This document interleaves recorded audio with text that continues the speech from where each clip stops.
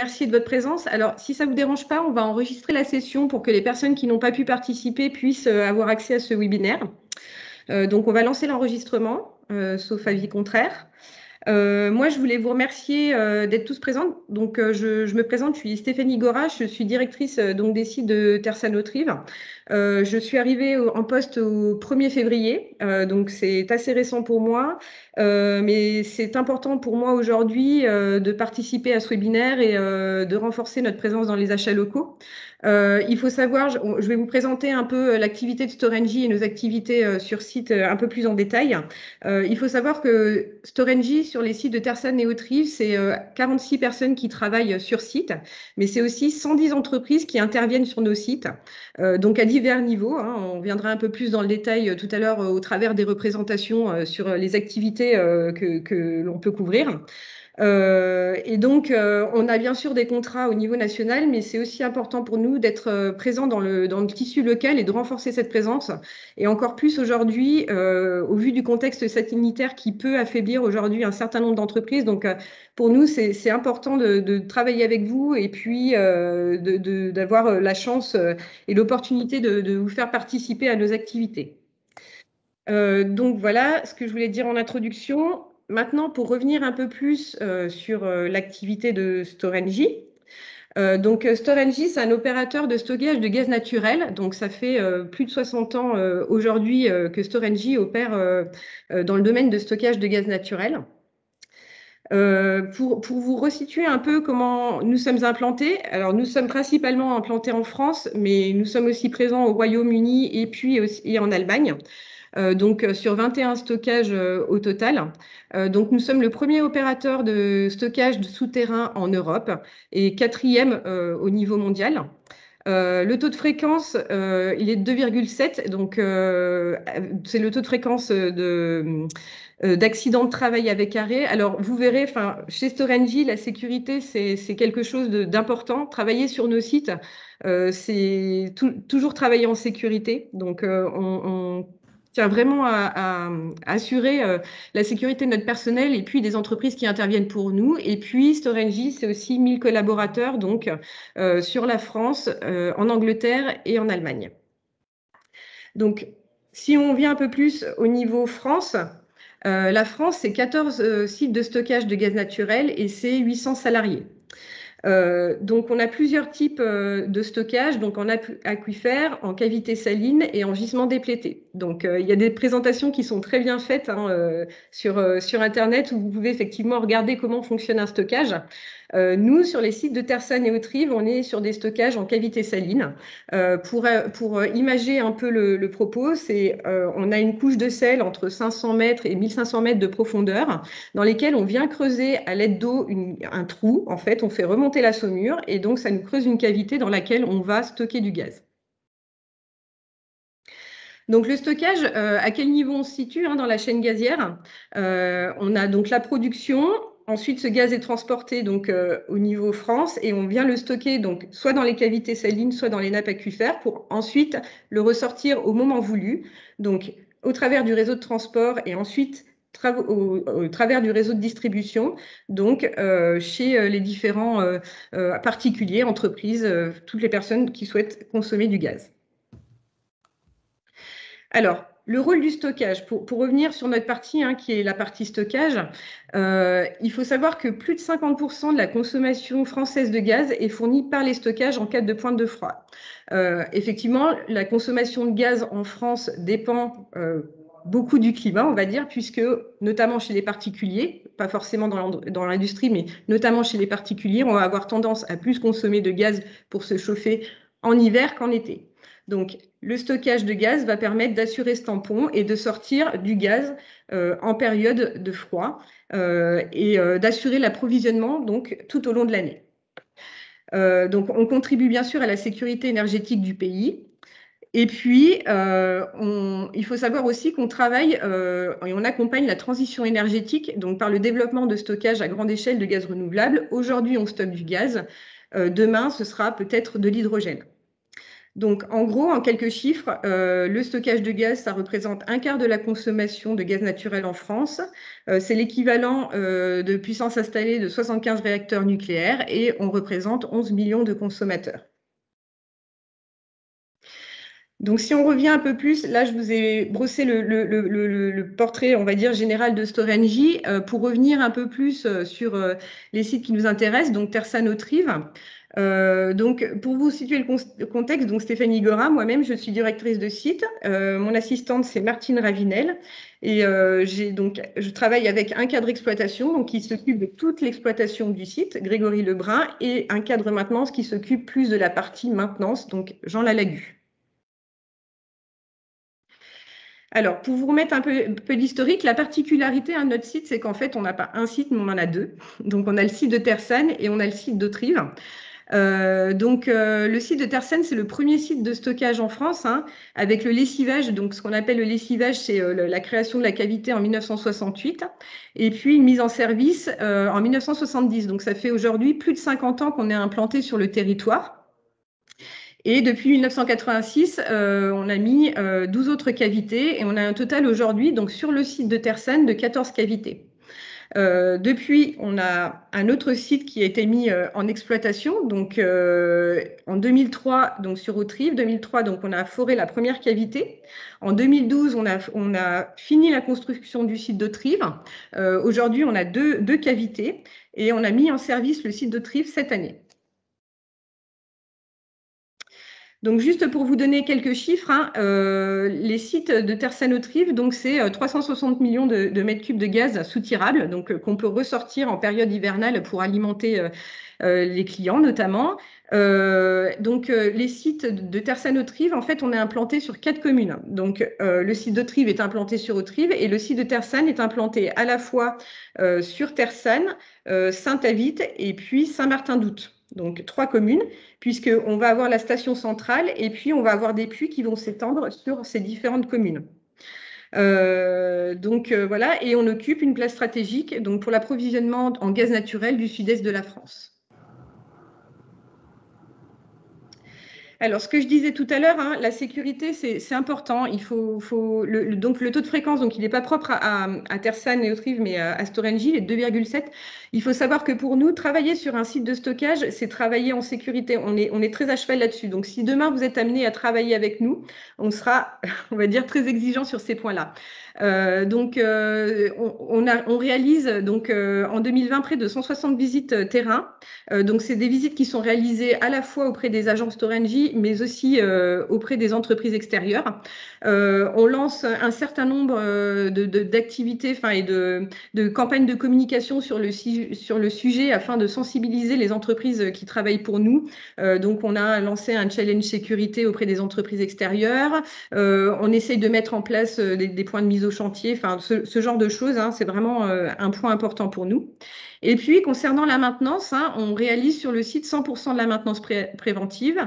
On réalise des exercices, hein, bien sûr, pour se préparer en cas d'incident, les stockages sont quand même des sites Céveso.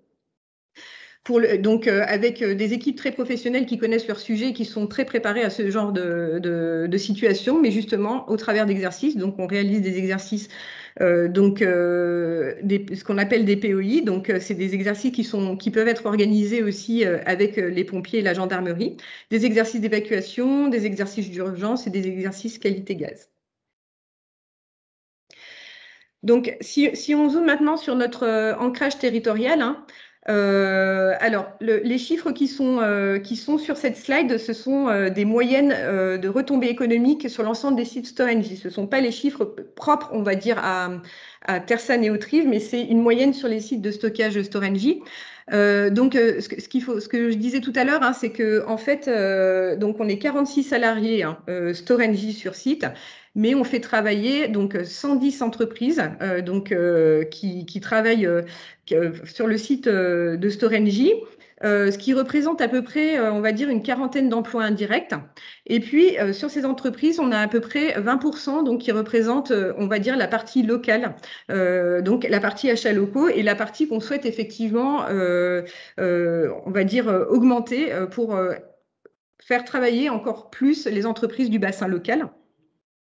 On a aussi des conventions avec des restaurants avoisinants, hein, avec 3 restaurants dans lesquels on se rend régulièrement. Et puis, on fait aussi du mécénat et auprès d'associations locales, avec la Croix-Rouge par exemple. Et puis, ça représente 8% de la consommation de gaz naturel de la région Auvergne-Rhône-Alpes. En termes de biodiversité, donc on a plusieurs actions hein, aussi en termes de biodiversité. Encore une fois, c'est un point important pour nous, cet ancrage territorial et de faire partie du paysage. Hein, au-delà d'avoir notre activité industrielle, on essaye de faire ça de manière, on va dire, la plus en phase, on va dire, avec la biodiversité. Donc, on est actuellement en train de signer une convention avec la LPO, donc la Ligue de protection des oiseaux. On a une gestion différenciée des espaces verts, hein, donc avec une politique zéro phyto, de l'éco-pâturage, de la fauche tardive. Voilà. Et donc, on a aussi une action avec le MNHM pour avoir un plan de gestion, on va dire, sur 3 ans de notre site en termes de biodiversité. Et puis, dernier point, donc dans le cadre de la transition énergétique, hein, ce que je disais tout à l'heure, aujourd'hui, on stocke du gaz naturel. Demain, ce sera peut-être de l'hydrogène ou une autre énergie. On tient pleinement à on va dire, s'impliquer dans cette transition énergétique et au-delà de ça, d'être acteur de cette transition énergétique. Et donc, au-delà des études qu'on peut faire, des projets qu'on peut avoir sur d'autres sites, hein, sur le site de Tersanne Haute-Rive, on change progressivement notre flotte de véhicules hein, pour mettre des véhicules électriques. On a très récemment mis en place une ombrière, j'y reviendrai après, photovoltaïque, qui s'est accompagnée de la pose de bornes électriques pour justement être à même de changer notre flotte de véhicules. On essaie de réduire nos consommations énergétiques dans le cadre de la certification ISO 50001 et on a fait aussi un relamping LED des zones en permanence allumées afin de réduire notre consommation d'électricité de ce côté-là. Voilà, donc toujours dans le cadre de la transition énergétique, hein, effectivement, on a aussi sur le site de Tersanne, au-delà des bornes électriques, hein, on a aujourd'hui une ombrière donc photovoltaïque qui a été mise en service au mois d'avril et qui nous permet d'assurer l'autoconsommation de notre bâtiment administratif à 100%. Et qui produit annuellement 194 MWh, soit la consommation de 216 habitants.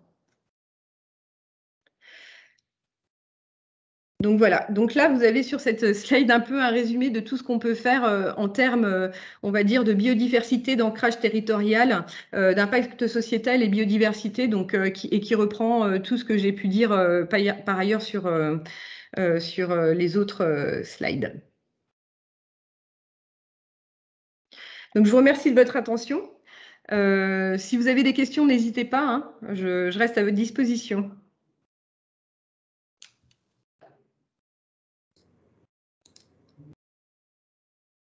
Est-ce que l'un d'entre vous a des questions?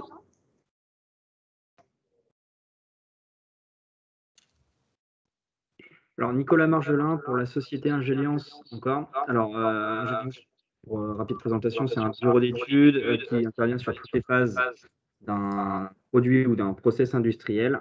Et du coup, moi, j'aimerais savoir quel type d'entreprise est-ce que vous recherchez et quel type de compétences aussi vous recherchez. Alors, ce que je vous propose, c'est qu'en fait, on va y venir dans la slide d'après, enfin dans la présentation d'après, hein, avec Aïcha qui va nous présenter ça un peu plus en détail. Et donc, elle va venir justement, elle a une slide où elle présente effectivement tous les types d'entreprises avec lesquelles on est amené à travailler. C'est assez varié. Donc, on va détailler par la suite. D'accord, bah, écoutez, merci. Et en tout cas, très belle présentation et bravo pour l'ouverture de ces sites. Merci. Bah, Aïcha, je vous propose de continuer. Oui, d'accord. Donc, bonjour tout le monde. Alors, je vais mettre la caméra.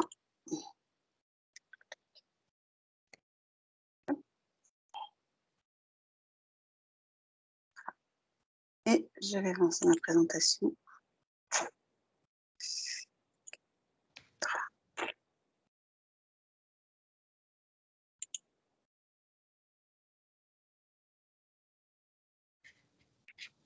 Donc, voilà.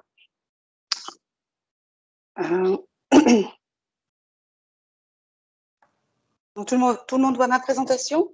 Donc, on est sur une page sur le renforcement de la démarche des achats locaux de Storengy. donc notre volonté, c'est déjà dans un premier temps de faire connaître Storengy aux entreprises locales. Ensuite, identifier les entreprises avec lesquelles nous allons pouvoir travailler en fonction des activités de nos sites et des activités qui peuvent être proposées. Dans ce cadre-là, on va échanger sur un certain nombre d'aspects administratifs de façon à pouvoir vous solliciter par la suite. J'y reviendrai plus en détail à la fin. Voilà. Donc, notre démarche, donc, le Storengy souhaite renforcer ses achats locaux. Donc, c'est les achats de proximité autour de nos sites, mais pas que. Dans un périmètre aussi qui peut être départemental en fonction de l'activité des sites et en fonction des activités qu'il y a autour de nos sites. Notre ambition, c'est d'augmenter considérablement autant que possible la proportion des biens qu'on pourra acheter auprès de nos fournisseurs locaux, de façon à devenir un acteur incontournable du tissu local et ainsi accroître notre contribution au développement du territoire économique. Et évidemment, comme l'a aussi rappelé Stéphanie, c'est soutenir les entreprises du territoire dans un contexte sanitaire toujours sensible. Donc, Storengy en quelques chiffres, donc les achats de Storengy France, donc en globalité, sur le national, c'est une dépense de 236 millions d'euros. Sur Tersan et Autrive, on a une dépense de 3,2 millions, donc hors projet. À la suite de cette présentation, donc vous aurez une présentation des projets des sites. C'est pour ça que je le précise, là, c'est hors projet, donc qui est réparti sur 45% d'achats métiers et 55% d'achats généraux. On entend par achats métiers les achats spécifiques au site industriel de Storengy. Donc, ce qui correspond à 20% qui est réparti sur 63 fournisseurs locaux. Donc, 20% de ces 3 millions sont en local et répartis sur l'ensemble. Et comme l'a précisé Stéphanie précédemment, donc notre ambition étant d'augmenter cette contribution progressivement. Et d'où, entre autres, cette présentation et les échanges à venir avec l'ensemble des entreprises locales. Alors, hop, la suivante. Donc, on a quand même une politique achat avec des engagements et des exigences en termes de santé, en termes de sécurité particulièrement. On a des exigences propres à notre entreprise pour nos employés. Et évidemment, Storengy demande le même engagement à ses fournisseurs. Et évidemment, nous vous accompagnerons nous accompagnons au mieux pour pouvoir atteindre le niveau de sécurité nécessaire, essentiel pour travailler ensemble. Dans le cadre des consultations, donc on a des critères de choix qui sont plutôt transparents, un processus de sélection de nos fournisseurs, qui est basé sur de la mieux-disance, sachant que pour des entreprises locales, on a des critères d'attribution, comment dire, pas spécifiques, mais dans le cadre de consultation, on va privilégier pour certaines activités les entreprises locales par rapport à d'autres entreprises. Ça ferait partie de critères de choix. Évidemment, tout ça reste dans le cadre de nos exigences pour les produits qui doivent être conformes à certaines de nos exigences liées aussi à notre activité, mais on reste ouvert évidemment à l'innovation, à l'amélioration. Les consultations se font sur la base de notre gouvernance en fonction achat et en fonction des montants. Donc les sites peuvent mettre en concurrence ou faire appel au département achat. Voilà, il y a quand même cette politique achat qui reste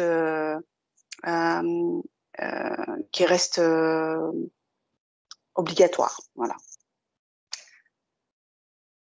Ensuite, donc l'engagement RSE de Storengy qui qui s'applique autour des 3 axes, hein, le sociétal, l'environnemental et l'économie, en termes de RSE, l'engagement dans l'éthique, le respect des législations, notamment, donc on le précise en matière de délai de paiement, conforme à la loi LME, de façon à ce que nos entreprises soient payées en temps et en heure, et particulièrement pour les entreprises locales, certaines petites entreprises qui sont de petites structures et qui ne peuvent pas se permettre de patienter pour le règlement des factures. On a des règlements à 60 jours. On peut éventuellement adapter, mais ça c'est au cas par cas pour les toutes petites entreprises qui ne peuvent pas forcément attendre, qui n'ont pas la trésorerie nécessaire pour attendre les 60 jours, mais ça restera vraiment du cas par cas. Et évidemment, on reste à l'écoute du marché. Et pour les entreprises justement locales, on a aussi un devoir de vigilance par rapport au risque de dépendance des entreprises, des toutes petites entreprises.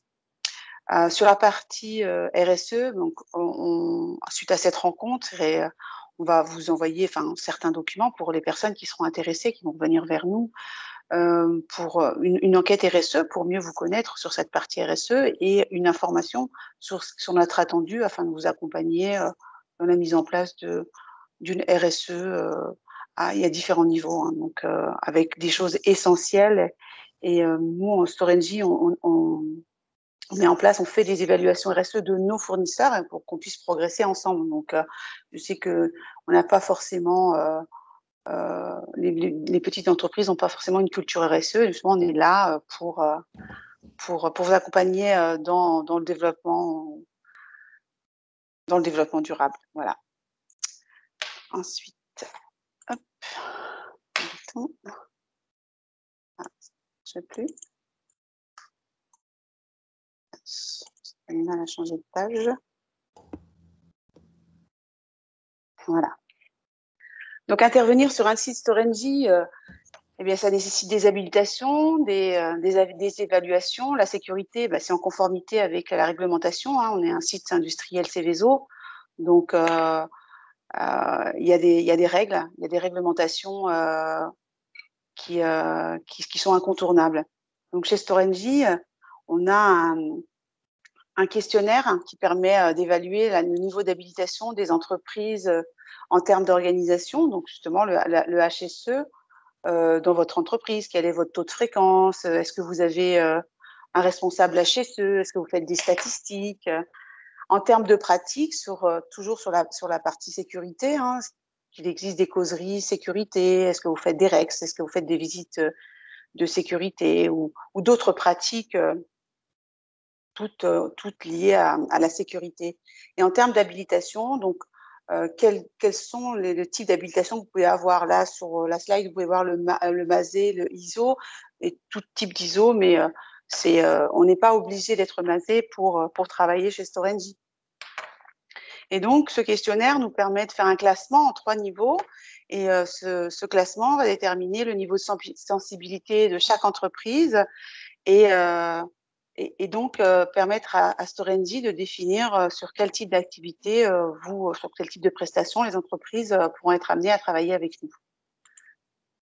Hop.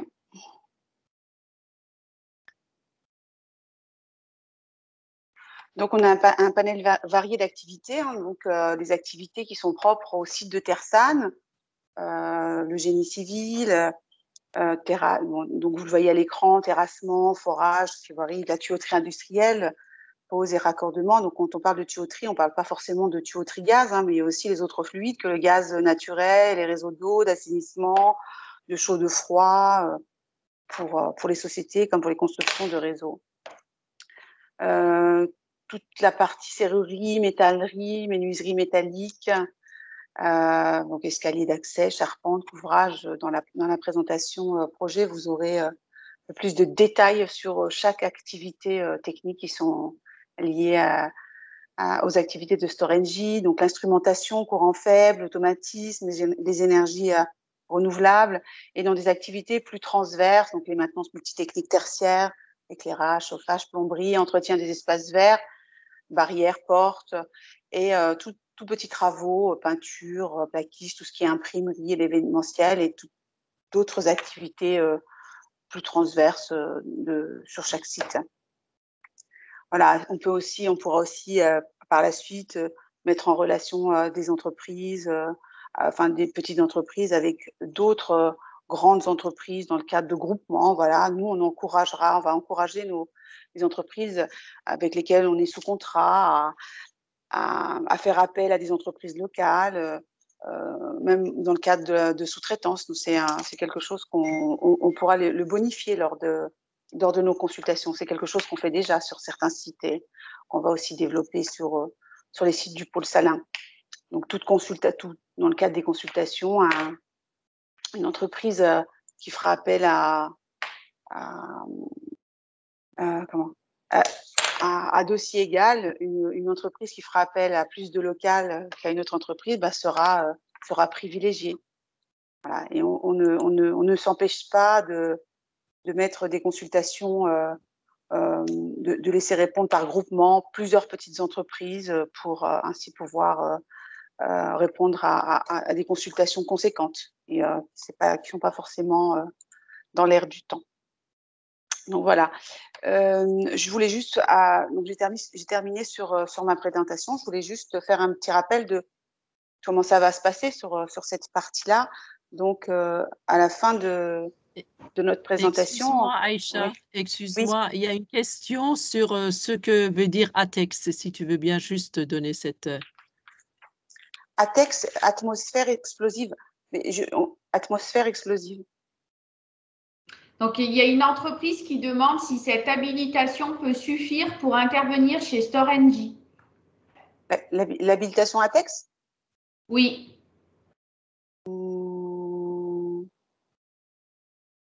Je pense que ça n'a pas forcément de lien de cause à effet avec votre activité. Alors, en fait, il y a certaines zones, après je laisserai Stéphanie reprendre derrière moi si ce n'est pas assez clair. Dans le cadre de nos activités, il y a des zones ATEX, donc avec atmosphère explosive, et les entreprises sont tenues d'intervenir avec du matériel ATEX. Après, juste pour compléter, Aïcha, effectivement, quand on intervient sur le site, alors selon l'activité et selon les zones sur lesquelles on va intervenir sur le site, effectivement, on va demander l'habilitation ATEX. Oui. Si ça répond à votre question, je vais terminer. Donc, pour reprendre, donc une fiche va vous être adressée à l'issue de cette présentation, une fiche fournisseur sur laquelle on vous demande les renseignements, donc sur votre entreprise, dans quelle catégorie d'activité vous pourriez intervenir sur nos sites, des éléments, enfin, n'hésitez pas à détailler toutes les activités de votre entreprise. Donc, ça va nous permettre de mettre en place un fichier de suivi de nos entreprises locales et ainsi pouvoir faire appel à vous si nécessaire. À la réception de cette fiche fournisseur renseignée, on vous enverra des documents. Donc, je vous ai parlé d'un formulaire sécurité, donc on va vous l'envoyer, questionnaire du niveau d'habilitation. On vous a parlé d'une enquête RSE, donc on vous l'enverra. Une information aussi RSE sur notre entreprise un peu plus détaillée. Là, on a vu les grandes lignes, mais on a on va vous envoyer une présentation de Storengy, une présentation du site avec toutes les activités et tout ce qui est fait sur le site, une présentation de notre politique santé-sécurité, notre charte d'engagement RSE, voilà, et à réception de tous ces documents. Donc, les entreprises, on pourra, en fonction des documents que vous nous avez envoyés, et particulièrement sur le formulaire de niveau d'habilitation, et ben vous positionnez sur certaines prestations, parce que c'est en fonction pour bien comprendre, en fait, pour chaque chantier est défini un niveau d'habilitation. Et donc, une entreprise, si un chantier est de niveau d'habilitation 2, une entreprise ne pourra intervenir que si son niveau d'habilitation est à 2. Voilà. Pour être un peu plus simple. Et donc, on aura ce fichier de suivi de nos entreprises locales et quand il y aura des consultations et en fonction des activités que vous pouvez, que vous nous indiquerez, les sites pourront faire appel à vous. Voilà le processus, comme il se passe. Donc, si vous avez des questions sur cette partie-là, en tout cas, n'hésitez pas.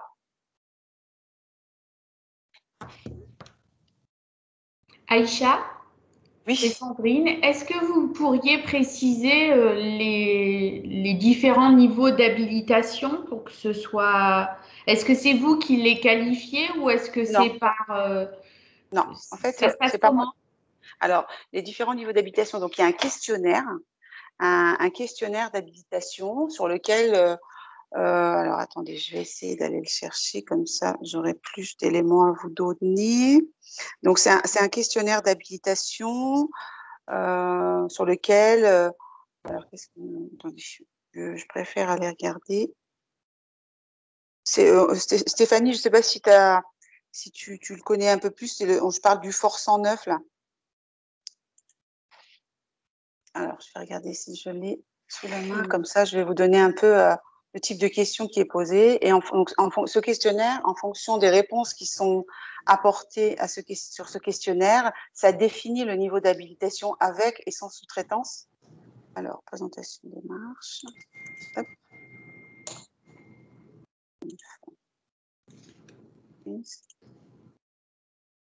Il est où, non? Questionnaire RSE. Voilà, il est là. Donc, je ne vais pas vous l'afficher, mais je vais vous donner les grandes lignes de ce questionnaire. Donc, c'est un questionnaire d'évaluation de la gestion et de la sécurité pour les interventions sur le site de Storengy. Donc, c'est simple, il y a juste des questions qui sont posées et derrière ces questions, il y a des documents à fournir. Alors, comme exemple, la première question, c'est… alors, l'entreprise a-t-elle un système de maîtrise de la SSE certifié par un organisme accrédité par rapport à une norme reconnue? Après, toutes les questions, on n'est pas obligé de répondre à toutes les questions. Certaines questions reportent à d'autres. Donc là, typiquement, c'est si vous êtes certifié MAS. Donc ça, c'est pour des activités de niveau 3. Ça, c'est quasiment obligatoire. Mais sinon, ça peut être toujours dans le cadre de la maîtrise de la SSE. Donc, la SSE, c'est la santé, sécurité, environnement. Il y a des questions comme assurez-vous une veille réglementaire de vos activités ou alors, qu'est-ce qu'on a comme question plus simple? L'entreprise a-t-elle un processus en place pour le signalement des accidents ou des presque accidents? Est-ce que vous avez une surveillance médicale pour vos employés? Il y a certaines questions, évidemment, un artisan qui est seul avec un employé, il y a des choses auxquelles il ne va pas pouvoir répondre. Et est-ce que vous prévoyez des activités du type travail, est-ce que vous faites travail isolé, travail en hauteur? Il y a, sur le système de maîtrise de ces sous-traitants pour les entreprises qui ont qui font intervenir des sous-traitants. Est-ce que vous avez un processus de sélection? Et quand on parle de processus, c'est pas forcément une procédure qui fait 10 pages, c'est juste se dire est-ce qu'il y a juste un processus de sélection? Est-ce que vous vérifiez que vos sous-traitants ils répondent aux exigences en termes de santé sécurité? Et donc toutes ces questions. Alors qu'est-ce qu'il y a d'autre? Est-ce que vous avez déjà travaillé pour… Pardon? Oui. C'est bien, on a eu un bon aperçu. Peut-être que si d'autres ont des juste, je voulais finir. Et oui. En fait, donc ce questionnaire, donc les réponses que vous allez donner à ce questionnaire vont vous donner une notation entre 0 et 3, donc 1, 2, 3 niveau d'habilitation. Pour autant, une entreprise qui a un niveau 1 et que le site veut faire travailler en niveau 2, donc on peut mettre en place un accompagnement spécifique pour que cette entreprise qui n'a une habilitation que de niveau 1 puisse travailler au niveau 2. Ça, c'est le site qui en décide. La volonté du site de vouloir faire travailler des entreprises locales. Et c'est d'ailleurs pour ça qu'on a récemment ajouté le niveau 0, qui est plutôt spécifique aux entreprises, aux petites entreprises locales. Mais le site a la possibilité de mettre en place un accompagnement. Voilà. Parce que c'est sûr que si vous, le document lui-même peut faire peur à des petites entreprises, mais bon. Ouais, alors niveau site, pour être un peu plus sur le site et un peu plus, on va dire, terre à terre, enfin, sur le site, on va vous demander les habilitations qui sont nécessaires. Donc, si vous bossez dans une atmosphère explosive, on vous demandera d'être habilité à TEX.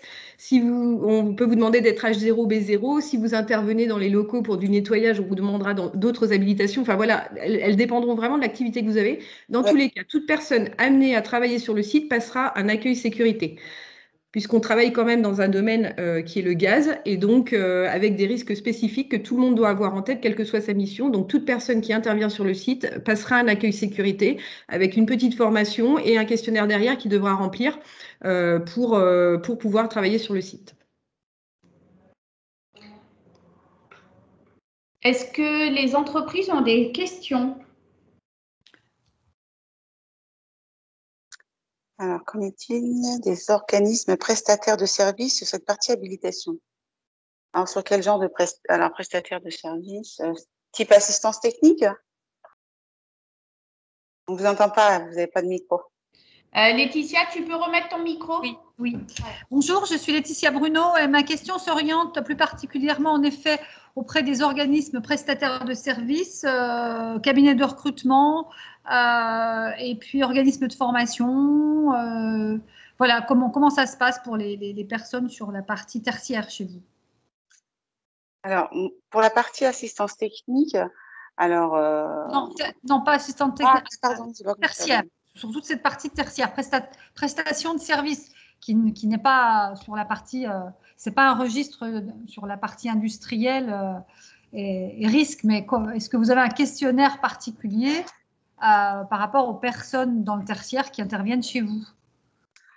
Non. Alors, pas à ma connaissance, après peut-être sur les sites, mais non. Après, c'est vraiment, ce questionnaire, il est vraiment lié aux entreprises qui effectuent des travaux sur le site. D'accord, ok. Voilà, c'était simplement. Merci, c'est parfaitement clair. Merci. D'accord, ok. Ce qui est quand même très intéressant dans ce que vous avez dit, c'est que vous avez une vraie volonté d'accompagnement des petites entreprises pour vraiment augmenter votre ancrage territorial. Donc ça, c'est une très bonne nouvelle pour nos entreprises. Pour les entreprises qui sont connectées, ne prenez pas peur sur les documents administratifs. C'est des formalités qui s'imposent sur tous les sites dits sensibles. Donc, une fois que c'est fait, après, la première fois est un peu impressionnante par la quantité, mais après, ça se fait très bien. Ne vous inquiétez pas sur ce point-là. Moi, j'avais juste une autre question. Tout à l'heure, vous avez parlé finalement de vos attributaires de rang 1, si on peut les appeler comme ça, que vous inviteriez à solliciter sur du partenariat avec des locaux. Est-ce que là, sur les habilitations, c'est leur habilitation qui rentre en compte ou c'est vraiment le sous-traitant local qui doit avoir son habilitation? Non, en termes d'habilitation, le sous-traitant local aussi, d'avoir les habilitations nécessaires. Ok. Voilà, même si on passe, en fait, le contractant doit s'assurer que ses sous-traitants ont les habilitations nécessaires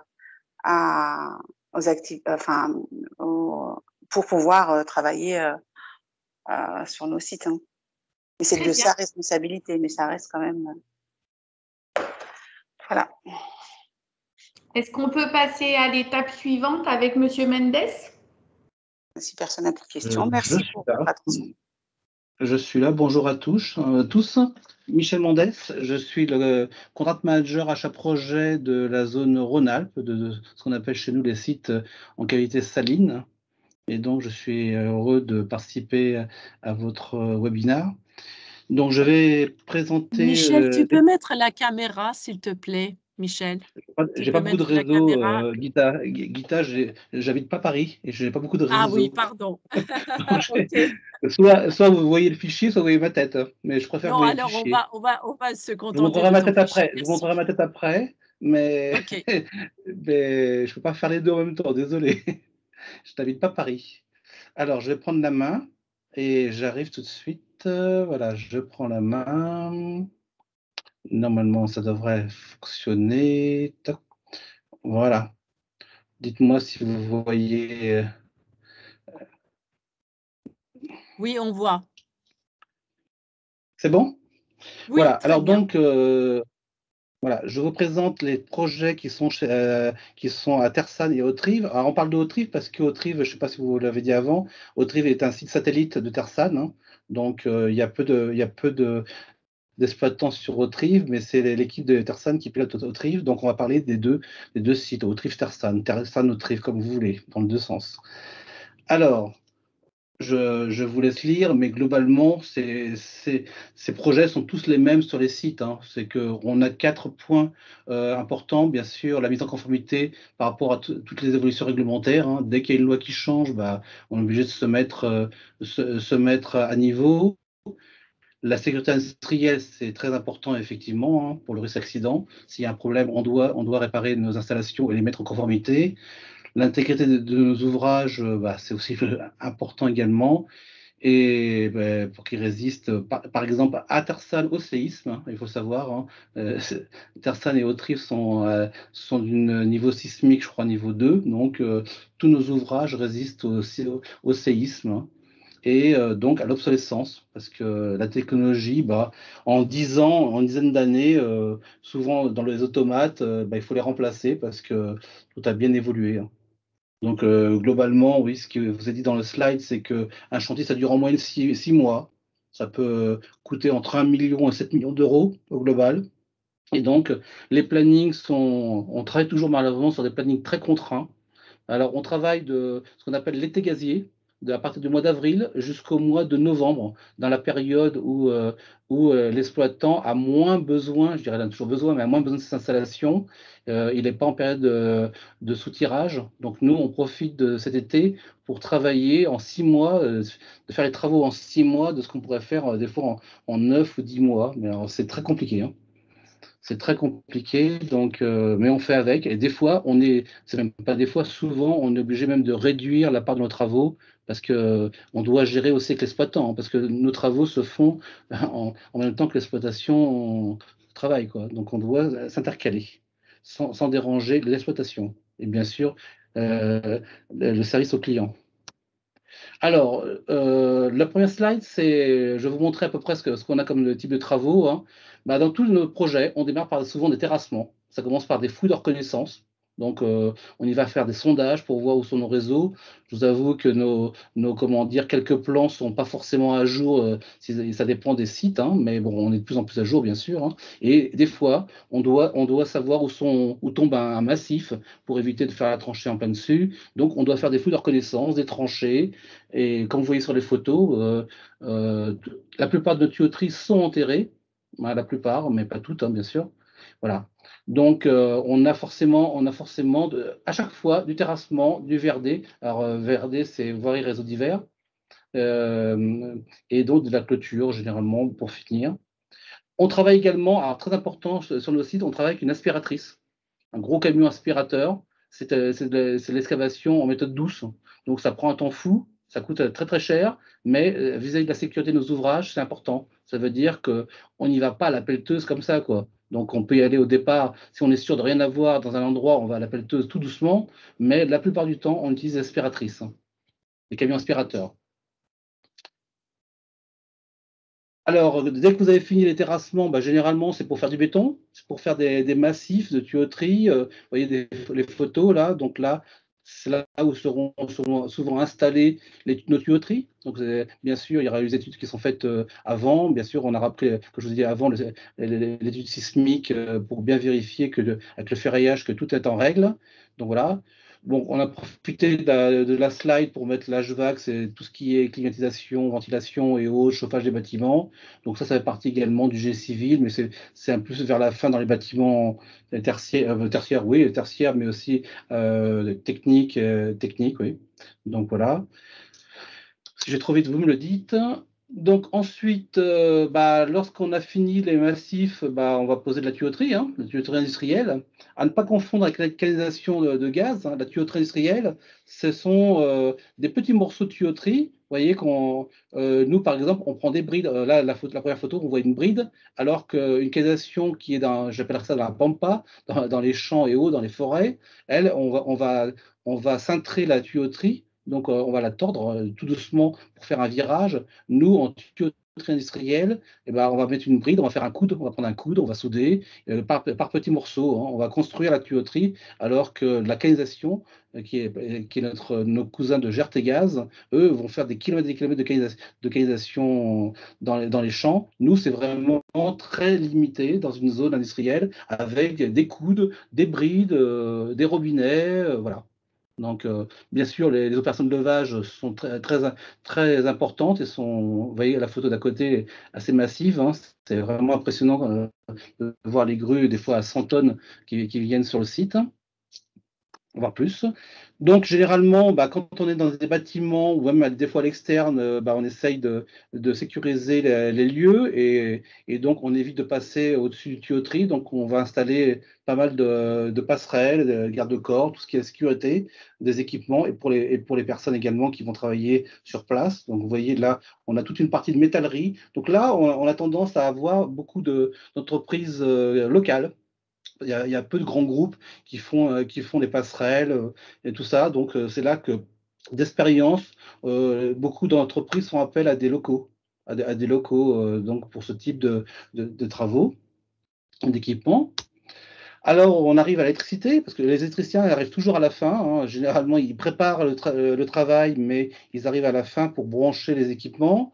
Donc là, on est sur ce qu'on appelle la HT, la haute tension, des courants forts. Donc, bien sûr, nos vannes, nos robinets sont souvent électriques. Hein. Ils ont des actionneurs électriques, donc il faut les alimenter. Hein. Et la plupart de nos équipements sont électriques, donc il faut également les alimenter. Donc là, vous voyez le bleu, là, les petits cadres bleus, c'est ce qu'on appelle chez nous des cadres MCT, c'est-à-dire ça empêche le gaz de passer. C'est un cadre qui permet d'étanchéifier. Là, je pense que c'est une chambre de tirage qui est derrière. Ça permet d'éviter que le gaz s'accumule et que éventuellement qu'il y ait une couche de gaz et que ça puisse créer un problème. Donc voilà. Alors après, on a les courants faibles, ce qu'on appelle l'instrumentation et les automatismes. On a beaucoup d'automates sur le site. Hein. Tout est bien sûr informatisé. Et donc, il faut également raccorder. Donc, ce n'est pas forcément le même métier que l'électricien, mais généralement, les entreprises font les deux corps de métier. Donc, voilà. Donc, c'est de la programmation. Il y a beaucoup de programmation des automates à la salle de contrôle et autres. Voilà. Donc, et tout ça, c'est bien sûr ventilé, climatisé, sécurisé, voilà. Donc, intérieur à gauche, extérieur à droite pour un automate ou autre. Alors, j'arrive aux perspectives de Tersan. Donc, nous avons pour ambition, si la CRE, la Commission d'organisation de l'énergie, nous l'autorise, d'installer un 3e électrocompresseur à Tersan. Les deux datent de 2010. Je les ai personnellement suivi l'installation, je les ai achetés. Donc, et on a besoin d'un 3e de secours pour pouvoir garantir les performances du site. Donc, on pense qu'il sera, on espère, on est déjà dessus, on est sur les études actuellement, qui sera en mise en service en 2025. Et vous avez de la chance puisque sur le site de Tersan et Autrive, Storengy France a un projet ambitieux d'investissement pour l'avenir jusqu'en 2026 et donc impressionnant, dont 35 millions d'euros en 2024 en moyenne. Bien sûr, dedans, il y aura une partie du compresseur. Hein. Mais voilà, donc ça veut dire que le site de Tersan et de Autrive, c'est quand même un lieu où il y aura du travail pour beaucoup d'entreprises et j'espère beaucoup d'entreprises locales pourront s'y intégrer. Donc, revenons un petit peu plus près de nous, c'est-à-dire pour les 6 prochains mois. Actuellement, on a très peu de projets en ce moment. Vous savez, dans les études, dans les projets, il y a des phases. Il faut étudier, il faut faire des études de faisabilité. Ça prend du temps, beaucoup de temps. Après, quand on a la faisabilité, on sait ce qu'on va faire. Donc, on va étudier le dossier. Donc là, on a un dossier d'ingénierie de base. Ça prend encore beaucoup de temps. Et c'est là qu'on va pouvoir dire ce qu'on veut vraiment, comment on va le faire. Et on va lancer, ça va permettre de créer les dossiers de consolidation des entreprises pour lesquels vous allez être sollicité. Et donc ça peut prendre des fois 6 mois, 1 an et demi. Ça veut dire qu'avant de faire les travaux, il y a en moyenne entre 1 an et 2 ans d'études avant. Ça veut dire que généralement, on ne fait pas les deux en même temps. Donc, actuellement, nous sommes dans une période d'études à Tersan et Autrive. Il y a beaucoup plus d'études que de travaux. C'est pour ça qu'on n'a que 2 slides pour vous montrer. Actuellement, j'ai un projet qui s'appelle FBT2. Alors, on a tous des codes, bizarres. Ne cherchez pas à comprendre. F, c'est comme Tersan. Il ne faut pas chercher à comprendre. Donc, tout le projet qui commence par F, c'est Tersan. Donc, FBT2, c'est la rénovation des redresseurs de la pression cathodique. La pression cathodique, c'est très important pour le site puisque ça garantit l'intégrité de nos ouvrages, électriquement parlant.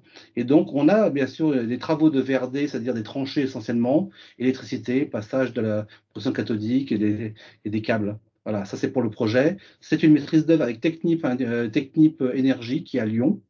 Et nous avons également donc un projet qui s'appelle F Bru, comme brûleur, hein. Donc F toujours comme Tersan, hein. Et donc là, il est un peu plus complexe. Donc, bon, il y a un peu de tout. Il y a de la mécanique, un peu comme vous pouvez le lire, électricité, instrumentation, pas mal de métallerie, parce qu'il y a pas mal de passerelles. C'est un équipement qui est assez haut. Et puis, tout autour, il y a du génie civil pour faire tenir un petit peu les équipements. Voilà, c'est globalement un projet qui est pas négligeable. Mais on n'a pas d'autres chantiers actuellement. Mais dans les années à venir, c'est-à-dire à partir de 2022, le planning est très chargé sur Tersan et sur Autrive. Voilà, j'en ai fini avec la présentation. Donc, si vous avez des questions, je suis ouvert à vous répondre. Et je vais essayer de montrer ma caméra. Voilà, je suis là. Bonjour. Oui, bonjour, vous m'entendez? Oui, je vous entends très bien. Johan Chenier, je représente un bureau d'ingénierie.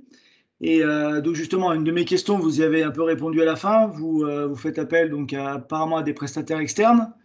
Est-ce que c'est des prestataires, c'est toujours le même type de prestataire? Vous avez des besoins particuliers ou comment vous consultez? Comment ça se passe pour l'ingénierie? Alors, nous avons des contrats cadres nationaux avec des très grandes ingénieries, hein, dont pour le Rhône-Alpes, c'est Technip qui a été choisi. Par contre, ça, c'est au niveau des projets. Par contre, pour des petites affaires moins importantes, liées plutôt, je dirais, à l'exploitant ou à ce qu'on appellerait chez nous la direction maintenance, on a besoin de petites ingénieries pour nous faire un cahier des charges. Bon, ça va pas. L'ingénierie, la petite ingénierie va pas nous faire un grand projet, hein, mais ça peut aider généralement les personnes de chez Storengy qui n'ont pas le temps, souvent c'est le temps, hein, de faire les cahiers des charges ou les différents cahiers des charges pour la faisabilité, pour ce qu'on appelle chez nous des DSF, alors dossier de faisabilité. Voilà, je pense que l'exploitant ou la direction maintenance de Storengy France peut faire appel ponctuellement à des ingénieries, je dirais, moins importantes que nos ingénieries nationales. Mais effectivement, pour des projets qui coûtent plusieurs millions d'euros à Storengy, on utilise les contrats cadres actuellement. On a Technip, on a Tractebel, on a Softseed. Donc voilà, et du coup, on renouvelle ces contrats tous les 3 ans en moyenne. Et donc, c'est un appel d'offres qu'on remet en concurrence. Ça passe par des appels d'offres, d'accord. Oui.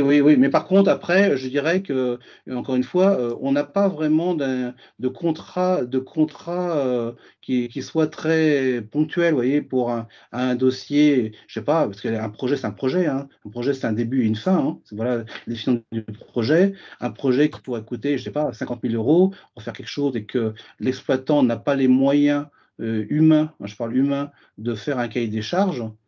Il n'est pas interdit de faire appel à des ingénieries qui ont des compétences, bien sûr, mais qui sont moins staffées qu'un Technip, hein, qui est un géant, hein. Oui. Et donc, vous pouvez, je ne sais pas si vous avez des projets d'infrastructure ou des projets de mise à jour réglementaire ou autre, faire appel comme ça en direct à des sociétés d'ingénierie. Bien sûr. Par exemple, une mise à jour, un exemple, une mise à jour d'un plan. D'un plan ou d'un plan d'un PID ou autre. Et donc, je dirais que je ne vais pas confier ça à Technip parce qu'il va rigoler, quoi. Donc, on cherche des petites ingénieries qui sont capables de faire du plan, par exemple, et puis c'est pas non plus l'ingénierie alors j'appellerais ça de haut niveau, faut pas le prendre mal, hein. C'est pas créer un projet, mais je dirais que on est capable de donner du travail à des locaux. Parce que là, actuellement, on est dans un webinaire pour entreprises locales. On est capable, effectivement, et on essaie de regarder les entreprises locales. On va pas chercher des nationaux. Mais c'est vrai que, après, je vous dis, les grands projets, c'est plutôt effectivement des maîtrises d'œuvre nationales. Parce que ça Ok. prend quand même plusieurs années quand même, hein.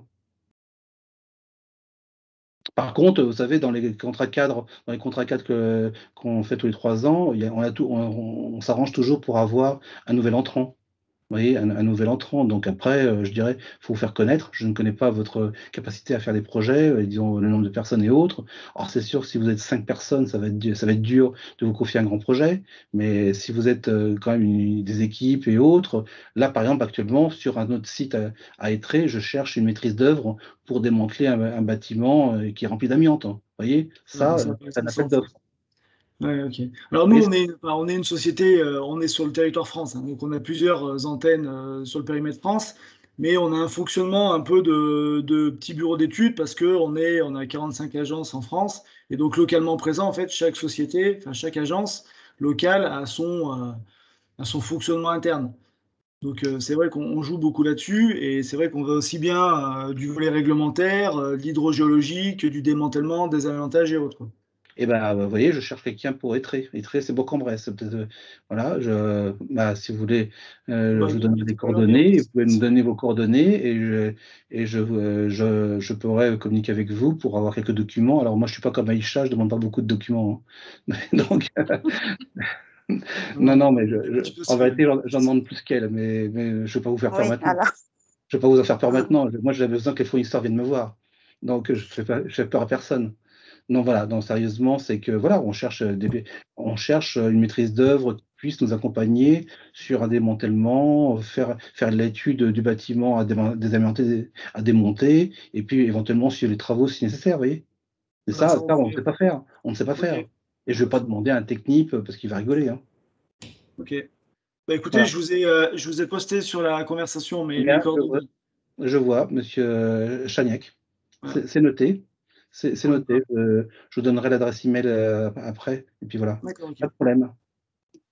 Et juste, Monsieur Chagnac, du coup, dans la fiche fournisseur que vous allez sûrement remplir et nous renvoyer, à pas hésiter à détailler l'ensemble des activités. Je leur précise, Oui, on a une pas plaquette. juste les corps de métier, oui, voilà. Au-delà de la plaquette, bien détaillée, ça nous permettra, nous, d'avoir une liste des fournisseurs qui sera locale avec les activités possibles qui seront communiquées par la suite à toutes les entreprises qui travaillent pour nous et nos acheteurs afin de pouvoir faire appel aux entreprises locales autant que possible. Très bien, très bien. Merci. Quelqu'un d'autre question? Monsieur Mendes. Oui. Emmanuel Martelière, entreprise LNC 113. Donc, je m'occupe de procéder à des nettoyages cryogéniques au sein de l'industrie. Et je voulais savoir si vous aviez déjà recours à ce process-là. En cryogénique, je crois que ça, et Stéphanie pourra me le confirmer, mais Oui. je ne suis pas sûr qu'on ait beaucoup de cryogénique sur Tersan et Étré. Oui. Et Autrive. Oui. Autrive. Est-ce qu'on a, Stéphanie, est-ce qu'on a des activités cryogéniques sur nos sites, sur notre site? Non. Non. Là, il faudrait, je dirais que je peux vous donner un contact qui est nos collègues d'LNJ à Fos-sur-Mer. Oui. Et donc, du coup, là, ils ont du cryogénique à fond. Et il Oui. faudrait reprendre contact. Je vais vous donner son contact. C'est François Chabot. François.chabot@lnj.com. C'est bon. C'est un ancien collègue déjà, et c'est le chef des achats d'LNJ, qui est la filiale d'Engie en charge de ce qu'on appelle le GNL, le gaz de la nature liquéfié, donc entre autres à Fos-sur-Mer et à Montoire de Bretagne. Et donc, eux, ils ont du cryogénique à fond. Bon, je le sais parce que je travaillais avant pour ces projets-là. Donc, j'ai déjà acheté de la vanne cryogénique et autres. Donc, ils ont du cryogénique. Mais nous, malheureusement, on n'a pas de pression cryogénique sur nos sites. D'accord. Vous n'avez pas besoin de nettoyage cryogénique. Attention, moi, Non. Voilà. Ouais, à ce niveau-là, on n'en a pas. Non, c'est pas. On n'est pas. À moins que Stéphanie, parce que bon, je suis pas non plus sur le site, hein, à moins que Stéphanie me dise le Alors, contraire. non, enfin, moi, à mon sens, on ne fait pas de nettoyage cryogénique. Enfin, Le nettoyage à froid, oui, effectivement. Non. Pour moi, on n'a pas. Mais après, Stéphanie, elle est mieux placée que moi pour connaître son site. D'accord, très bien. Merci. Mais en tout cas, voilà, écrivez à François Chabot, lng.com, présentez-lui, vous lui dites que c'est un webinaire que vous nous avez eu, ça va déjà vous ouvrir les portes. D'accord, très bien. Il n'y a pas de problème. Merci beaucoup. Je vous en prie. D'autres questions?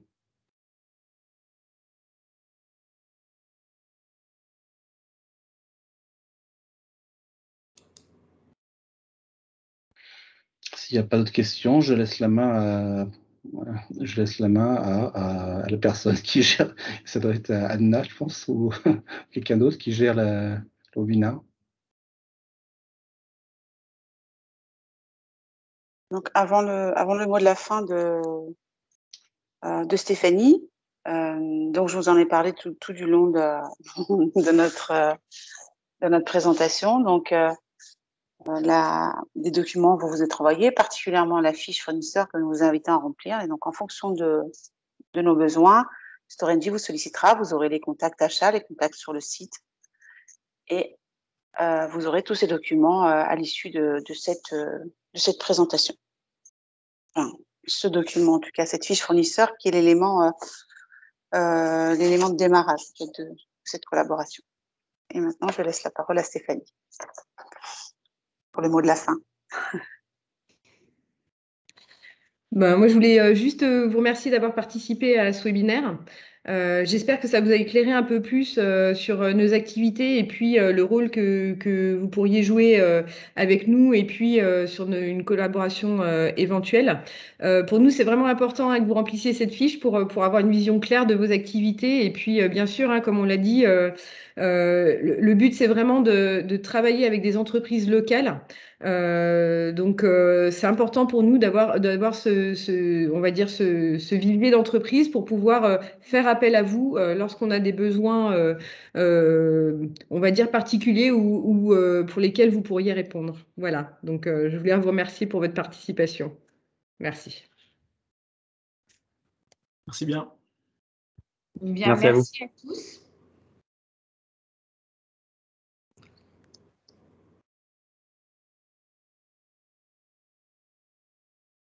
Est-ce que quelqu'un veut rajouter quelque chose avant qu'on arrête la session?